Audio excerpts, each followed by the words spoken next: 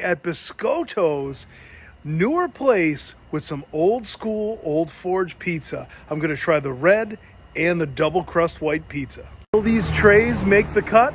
Let's find out. Wow, really nice people in there. Greeted by several people waiting for their pizzas. Really cool to talk shop with some of the locals here. Although I did sneak into the back room to check out, it says private back there. Really nice bar, almost looks like a reception area. So I guess I don't know if you could dine in back there, but it looks awesome. Let's start out with the double crust white pizza. The smell of onions and rosemary that is permeating here is just absolutely incredible. For me, a white pizza needs rosemary on it, and this one just looks spectacular and smells spectacular. Here we go. Now, double crust pizza is heavy. There's a ton of cheese in this. As you can see, they're not skimping on that cheese there. Let's see. With a cheese pull like that, you know it's not 100% American in the blend. I don't even know if there's American in here, but wow. Buttery finish. That crust is just divine. It holds up. It's perfectly composed as far as white pizza goes. A lot of times the dough might be too thin or not cooked enough. And when you slice through it, the cheese sort of squirts through the cracks. Not the case here. This thing is just perfectly put together. The proportions are absolutely on point, beautifully seasoned, plenty of cheese.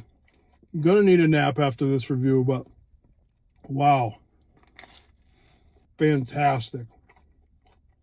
I don't eat many of these, maybe one or two a year. This one's worth it.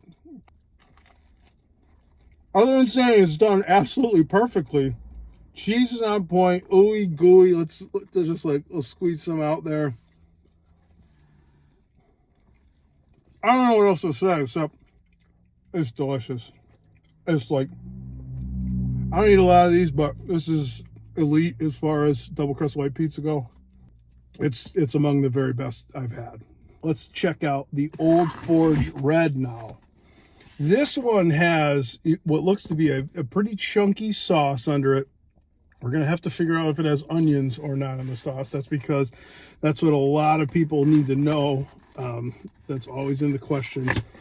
The melt on this one is interesting looking. I'm trying to decide if there's multiple cheese. Looks like there's two different types of cheese on this. I can't be sure though.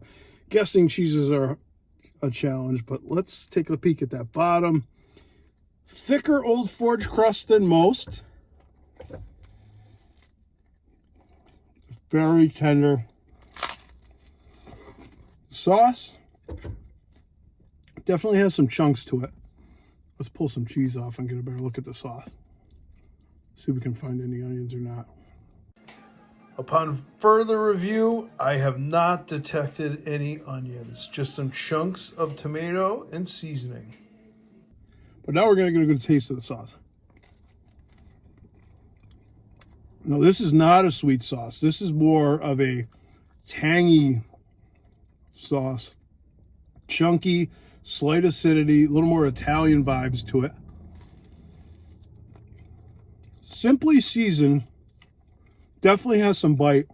Open crumb too. Not as dense as some of the old forges out there.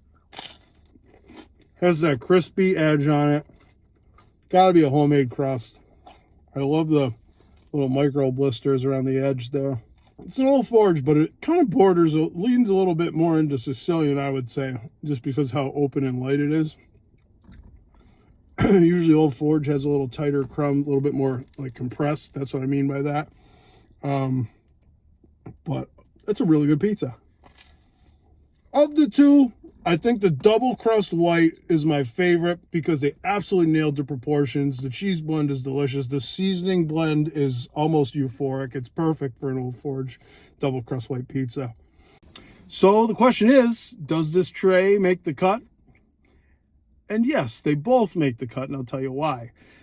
The double crust white is just, it may be the best double crust white I've ever had. The Old Forge Red, it's very good. The crust on that is probably my favorite component.